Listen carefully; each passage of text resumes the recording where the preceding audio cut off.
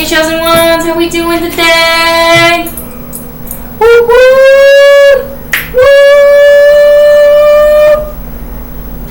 Ooh!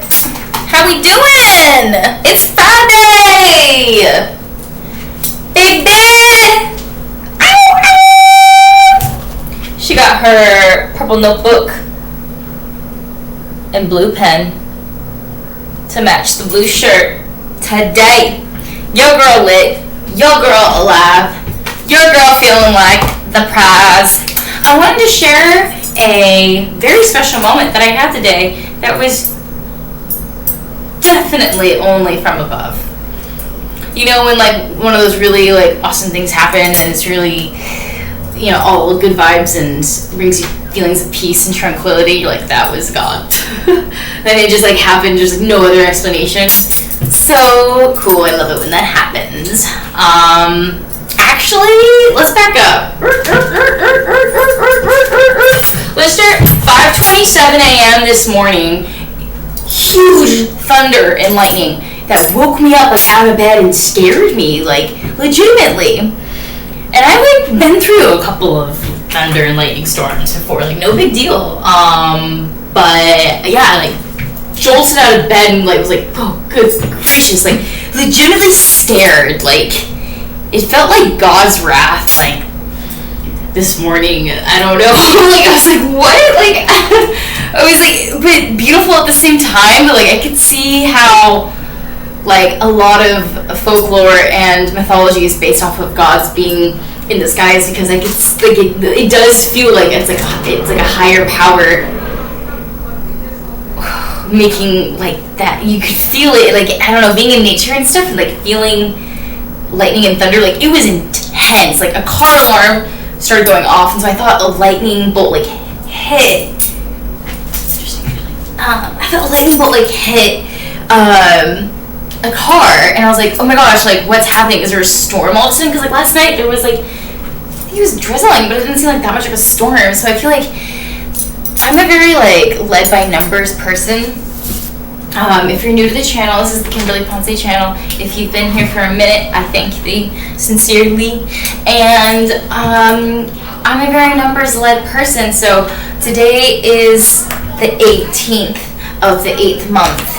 And I'm like a number 8 person. I don't know if that means anything to y'all, or really when I say it, what it really means. When I say it, I just know that it's a number I consistently see, either that or 7, but I know like I'm like a life path 7, but like I see 8, and like I know it's part of my purpose to be like with 8, and I see it in my art all the time. I've done a video on that before too. I don't know if you guys go way back into the beginning, a couple months ago, 6 months ago, but yeah. 5:27 a.m. just like bolted out, like out of like deep sleep too, and like why 5:27? So I researched that number a little bit and stuff, but like it just feels like on the right path, and kind of like a life of destiny is like occurring. So pretty cool. It can be a little overwhelming at times, not gonna lie. Because it's extremely lonely, but it's okay. I'd rather like experience that than kind of like what I grew up with, which is like constant chaos. So having less around you as an adult is pretty peaceful, and less obligations and sustaining less social relationships does. Well, yes, it will be a sacrifice for like feeling a little bit lonely at times, but it will give you this bonus opportunity to discover more of who you are. And I think a lot of the times in our culture, just a quick side tangent, America doesn't really like express the. I feel like America prioritizes like, I don't know, traditional like getting into a quick, like a big relationship like at a young age. I feel like that's still kind of like a thing. It's getting less and less common, especially if you like were to look back in like the history and see like in the 60s, like that was the thing to do, is like right out of high school get engaged. But nowadays, like you know, they're still getting married like pretty young, I feel like, which is cool, but there's really like not a lot of time for us as a human, no matter gender or age, to get to know ourselves unless you have like the luxury or the time. And not everyone can afford that. So if you can make the time to set aside to discover more of who you are, you might be surprised of like who you feel like you might not even need like as many people in your life as you have, and you might find that you have this independent skill all along. I just took like side tangent about that, but you know, then, you know, fast forward later into the day, I was getting ready to do a video with Shaw, and it was like noon-ish or so, like here in New York and East Coast time. And I went into the living room, and I was pacing back and forth because I'm a pacer, right? And I was like, I'm like thinking what to talk about, and I was also feeling a little overwhelmed by life, you know, and if I was going to move back to the West Coast, because today's technically the deadline, in order to keep my housing that I like technically already paid for is like active, like for a little bit longer. So like it was kind of like I needed to make a decision, and I've been thinking about whether or not I want to make that decision for the past couple of months now. I would say definitely at least more than 60 days. The plan has been a potential momentum to go live on campus and do that there, but I decided to get mental and physical health straight first before going to another coast, and then finish when I can resume after being in the best state of mental and physical and spiritual health that I can be. So, pat on my back for taking care of me first. Not always an easy decision. I think a lot of the times we feel pressured to do what others expect of us. So, we're going to tie it right there. But essentially, I was going back and forth in my living room thinking, okay, I could call this friend, and maybe she could fly me out, and I was like, maybe I can make this happen, you know, because I was like thinking about like actually making plans in my head, like maybe like I could just do it today, like because today's like the move-in day, and I was like, maybe I could just do it today, like I mean, like that'd be kind of nice, like getting these like change of scenery. Maybe I'll just do fall term, and because I'm still enrolled for fall term right now too, so I'm in this like crossroads or whatever, you know. I've been thinking. And I've been seeing signs and stuff, like, you know how you get like different titles on your YouTube that come up, and a lot of them were saying don't go back, type of a thing. So I was like, okay, that's interesting. And then I was like still kind of considering continuing to go West Coast, and yeah, that's really cool that I get to share this with y'all. But basically, right as I was like having this moment of like, wow, what am I gonna do? Should I go West Coast? Should I stay out in New York, keep it here? And then the clock just happened to get my attention, but I was like kind of like pacing, and then it said exactly 1:11, and then I was like, well, because right as I saw it, I felt and like heard, kind of like, you know how I was telling you, it's like an inaudible voice, but it's like a knowing, but it's like a voice, but it's not audible, but it's like a knowing, it's an intuition, and it happens right at the same time when something else is occurring, so it feels like it's a divine knowing from above, and I think it is. I know it is.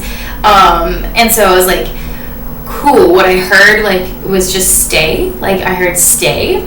Right as I was like looking, like the clock like got my attention like right away, and I was like 1:11. I was like, whoa, 1:11, and then I heard like stay, and I was like, and then I was able to like, because I was like pacing, and I was like kind of like stressing a little bit, you know, and I was like thinking, because I'm a pacer, but then like after I saw the clock, I was able to just like, oh, and I like sat down for a second and like chilled out, and just took a minute to thank God, and I was like, thank you for that, because I'm feeling a lot better now. I know that was from you.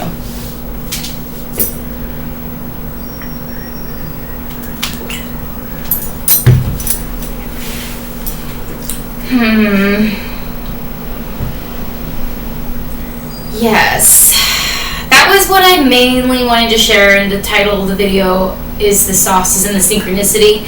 So Additionally, we're not living in a time of everything making sense, right? A couple of videos ago, I did The Point is Paradox.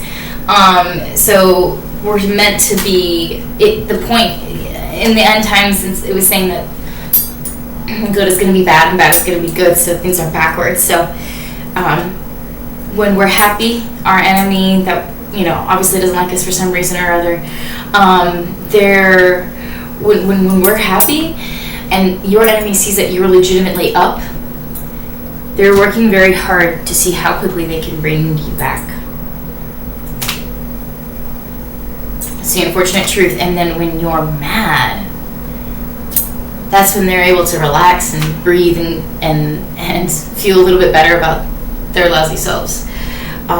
Your misfortune, your downfall is something that actually brings them delight and pleasure. And your anguish and frustration and uncomfortability is absolutely their bread and butter. So keep in mind that if you're feeling really funky or really out of whack after an interaction or even with a close friend, because these energy conflicts can happen in any type of relationship because spiritual warfare is so abundant nowadays, but if you're feeling a certain type of way after a interaction, you can kind of like review the truth that the Bible refers is that things are going to be backwards. So they'll be smiling at you, giving you an applause and saying, I hope you pass, I hope you do well, I hope you get the thing, the job, the internship. I hope your marriage works out. I hope the newborn is congrats on the newborn. Like, people will like give you lip service because of course it's expected. Like they're not gonna actually tell you like, well, my wife and I haven't been able to have a successful marriage and have had 3 miscarriages, so I'm actually kind of resenting your wife's fertility and abundance. Like, the dude's not gonna actually say that to the other dude. He's gonna be like, congratulations, that's amazing. Or be like mind game and weirdy and say like something negative about, well, kids are just a lot of money, so. But congrats. Like, they'll find a little tricky little creative way to either sow a seed of doubt and or kind of catalyze your mind into panic, and it's mental torture, and it's something that can sit with you for a while after the conversation, and that's what's most evil about it, and of course that's what they know. So, things to keep in mind. Additionally, we are not living in a time of just inflation. I'm sure all of us have heard the term vampire energy before. So, like I said, we're not just living in a time of inflation. We're living also in a time of energy deficit amongst people. There's 144,000 chosen versus the rest of the world population. Yeah, there's obviously going to be a huge rift. There's obviously going to be some clash. Like, we're in those times right now. So the more that you can give in to your self-care and really engage and boost your motivation for what is your why and accomplishing the goals that you wish to seek, whatever it may be, whatever is on your important thing to do list, and that can be even including things that you get groceries on. Like, I've just been keeping a list, and it actually was kind of like a cheaper sketch pad, but I kind of always turn those into writing pads sometimes, and so I was like, okay, and I just kind of was vision boarding, and like, literally, I think that we have the power to create our lives. And I know that we do, but when we say it and believe it, and when we live it, it's a whole other thing. Because, like, guys, there's some things that I've done, like, when I've written it down, and then later on I read it, and like, it happened, and I was like, whoa. And there's some things that have like happened in the recent past couple of months that are unexplainable, but were like super positive and a blessing. And I think writing down your a vision board, keeping keeping a paper and pen is so vital to maintain strength of our prefrontal cortex, which is something that nowadays modern life has kind of unfortunately decreased, and we've debilitated our brains with so much central nervous system overload with constant blue screens and screen time and scrolling and lots of images and something taking our attention for more than 15 to 30 seconds, and like we're just used to like the punchline, like yeah, right there, and like no one can read a book and sit down anymore. So I really recommend, like, it feels so nice, it feels so free. You just get a blank page and you don't even have to write about the crush you have. It could literally be your grocery list, but then you start to notice you could do a little doodle, and then you start to say, well, what if I just wrote down what my wish and desired annual income for next year is? What if I just wrote that down, and then I have a couple of notes here, and I won't forget anything, and then I'm keeping my prefrontal cortex muscles engaged. It's actually seriously such a good practice to keep paper and pen, and it's better for spelling. We just lost that technology as a normalized way of continuing to express thoughts or write down information, or I was gonna do I've been writing a little bit of comedy, and I was thinking that it'd be pretty good time to make up a routine about how, if a man asks you if you have a paper and pen, you say, I'm sorry, I don't date anybody from the 1980s. I was thinking about, I was like, I'm in, like, because I like, it's like we don't do like, oh, like, you want my number? Like, now it's like instant, or like, here, let me take your number, and the person hands you your phone if they trust you. If they don't, they'll hold on to the phone and say, what's your number? You know what I'm saying? Like, it's different now. So good times with y'all. I wanted to share this little bit of info because everything is energy, and that's what I've been learning about the quantum physics. And so that intuition that you have, that's saying XYZ about good or bad about somebody you're talking with, and you're just getting that funny feeling, and you just feel like their questions are a little irrelevant and focusing more on the negative than anything. Like, it's like a question to like see if you're qualified for the thing that you're talking about. They're not just taking what you're saying for face value and believing you and encouraging you and accepting you. There's all these little checkmark questions to see if you can handle their inability to believe that you're as good as you are as you stand right in front of them. You know what I mean? Like, yeah. Seek the synchronicity and it will seek you. The sauce is in the synchronicity, because I saw 111 and I heard stay. And I was like, cool. Because I was really thinking, like, I was pulling up the carry-on last night, and I was like, I could go to Malibu. That sounds like a lot of fun. Like, this is like my little like swimsuit. Like, these are board shorts, like, outfit. I was like, I feel like I'm on a body of water, like, miss the ocean, but Coney Island just, it don't do it for me. When you're coming from the Oregon coast, like, there's no other beach that's that, like, relaxing or brings that much peace.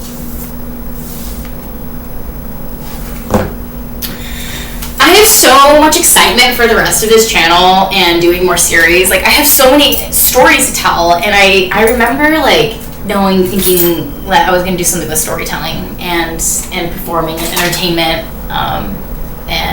and healing others through light working, and I feel so blessed to be able to share my thoughts with y'all on this channel. I think we're going to keep it kind of like short and sweet, but yeah, I think that's everything that I wanted to talk about. There's like more stuff to talk about, but I was going to leave it for another video because it's a little bit intense, and I don't know if I want to give so much energy into that topic just yet. So how was everyone else's day going? Leave a comment below. Let me know how your day is. Let me know what you think of the content this week. I 100% forgot. I actually was gonna read. That's right. Short story. The short story I have. This is episode 5. I forgot I was doing. I just got so pumped on what we were talking about, yo. And I love putting out content and sharing with y'all.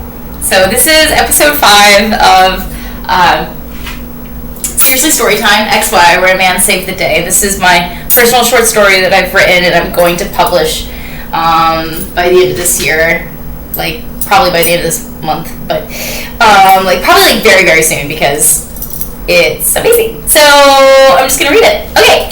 Fields Park, Northwest Portland, Portland, Oregon, May 5th, 2020. Approximately 1 p.m. I had my little stool here because I was going to do that. I'm remembering now. Okay. So, we're just going to read it. Approximately 1 p.m. He was sitting on a concrete bench with a white t-shirt that was so casually flattering. We met underneath the blue sky ensconced by temperate spring weather. On May 5th, 2020, we unknowingly stepped out the door into an anything can happen afternoon. Okay. Yeah. Hey, my name is Kimberly. What is yours?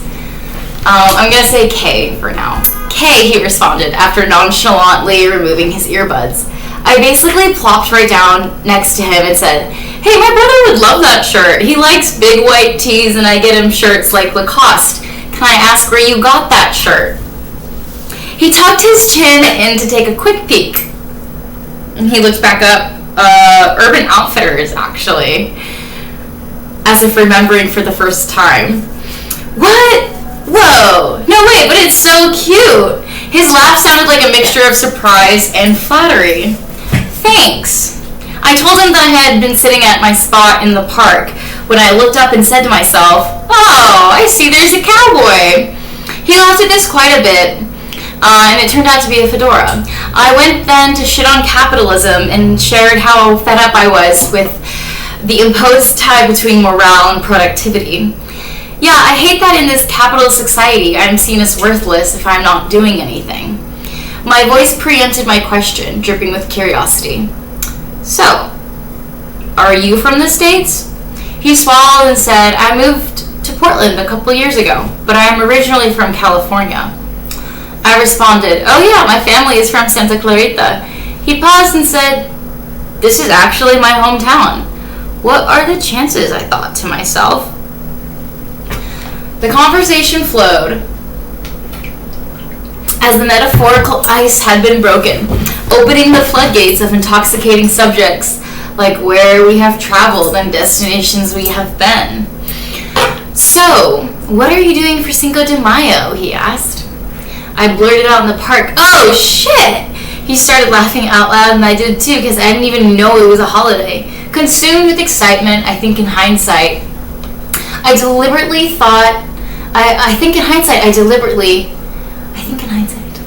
Consumed with excitement, I think in hindsight I deliberately thought innocent.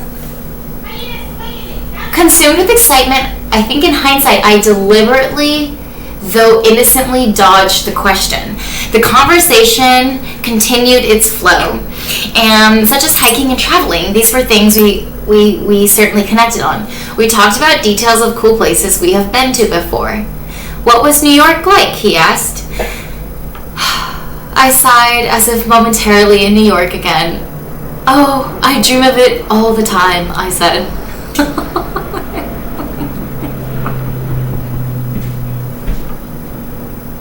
He smiled and told me about visiting Iceland. He had a gleam in his eye. Prehistoric landscapes are something to be seen. Oh, cool. My mom has been to Iceland, I shared. Zooming all the way south, he mentioned his travels to New Zealand. I inhaled sharply. A place I have always wanted to visit. I feel like you would totally fit in there, he said. I dropped my chin to my chest, flattered, and chuckled upon popping my head back up, a residual smile lingering. Not excited, I slapped both hands down on the bench and asked with a frightening amount of urgency, "Have you been to the Great Barrier Reef?" He said he had. I shared the truth with him, and to my chagrin, I said, "Did you know 75% of the world's coral reefs are on pace to be lost by 2050? Calming down a bit, I later asked if he would like to go on a hike with me sometime. He said yes. I suggested Moonriver Point in the Columbia Gorge. Yeah, but it is really hard, I said. I got up for the bench and started moving like fucking charades. It's like this, pulling my arms up above my head and tugging on an invisible rope. You have to literally pull yourself up the mountain, so it's pretty advanced, I warned.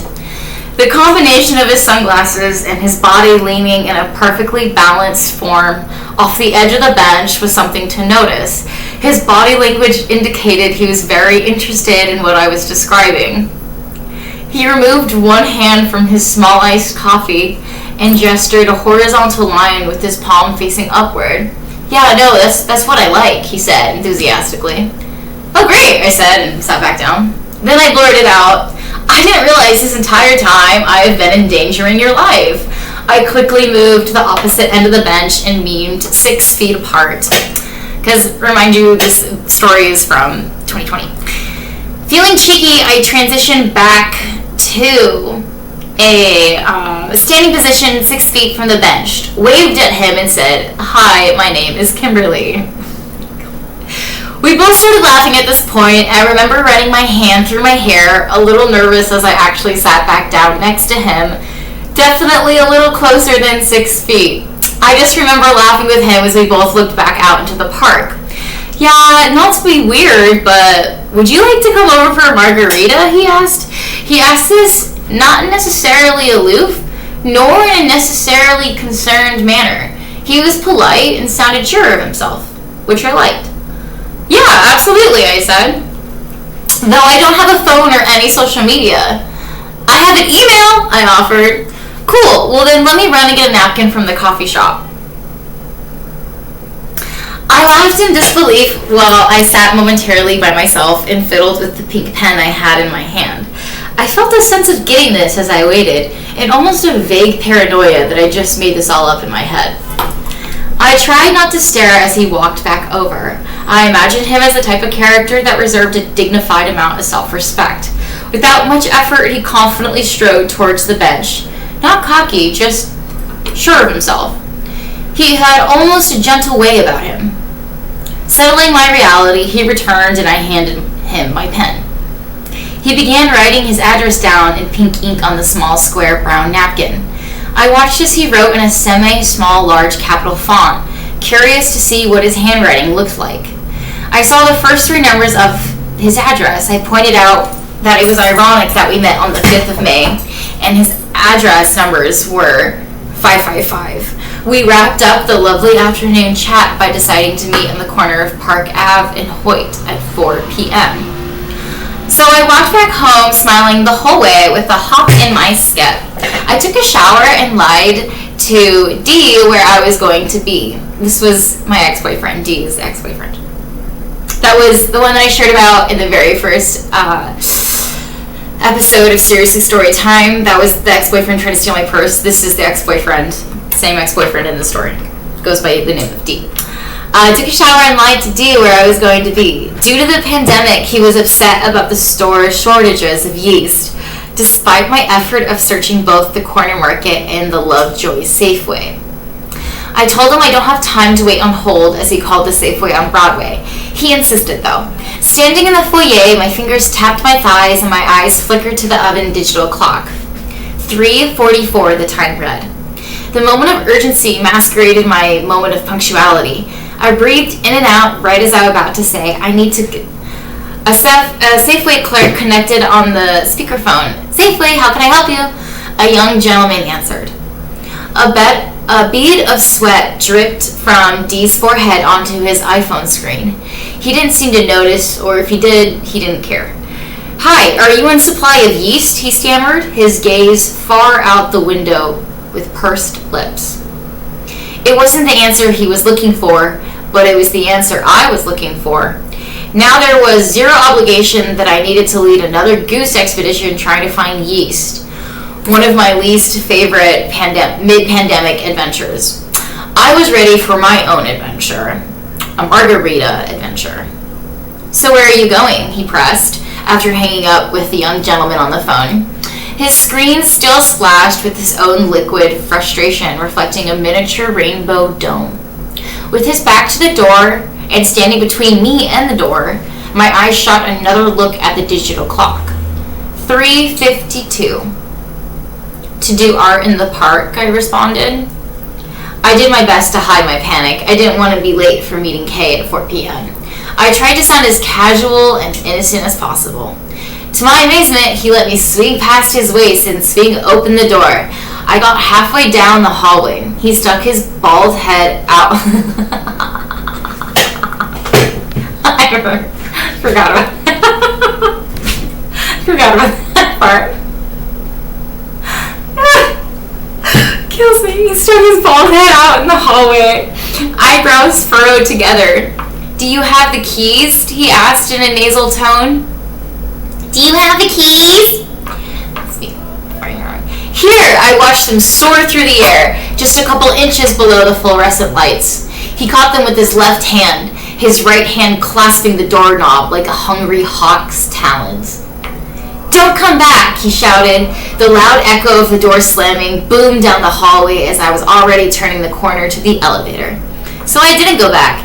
Stepping into the cool and dimly lit lobby, I heard for the last time the elevator go ding. I took one quick breath in and headed out into the blazing late afternoon heat. Yeah, Portland can get pretty hot sometimes. I literally raced up the Broadway Bridge stairs and jogged towards the south end of the bridge. We're on the last page. And jogged towards the south end of the bridge, my hair flopping all over the place. I watched the Union Station's clock's big hand flicker over XI, while the little hand was just reaching IV, reading 3:56 p.m. I waited at the crosswalk for what seemed like an eternity before heading west to the corner of Park Avenue in Hoyt. Not wanting to appear as though I had just escaped and panting, when in mere actuality I would find out later I had finally escaped, I slowed down to a walk and saw him sitting on the corner. With perfect posture, he sat there with a resolute countenance, emanating so brightly it matched the resplendent sheen of his casually flattering white tee. "Hey Kay," I yelled. "Hi Kimberly," he bellowed back. That is the story of Calagypian Cowboy, and also the story of how I escaped a really abusive relationship. Turns out people's skills work out sometimes, because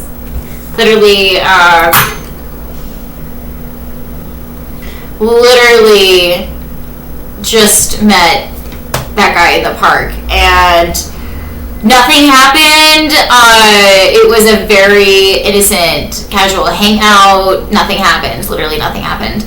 And that was during my time actually of celibacy. And he respected it. And he said it was cool. And like we just really got along and hung out and had some dinner and got to know each other. And he was going through some stuff too. And it was a beautiful time to share just the synchronicity, those moments together. I think the universe can like put people like temporarily together for little moments of their lives if they kind of need support, and I think that was the situation for both of us at that time. So beautiful. We're still in touch to this day. A lot of respect for him, and thank goodness, because I got out of that relationship. That was really the end. I ended up going back and living with family. So the Lord works in mysterious ways, and couldn't be more grateful to have you guys to hear out this story and all my other ideas on this channel. Thank you so much. You know what comes next? Stay blessed. Stay blessed. I said it twice. Stay safe, I mean. Stay chosen. Peace.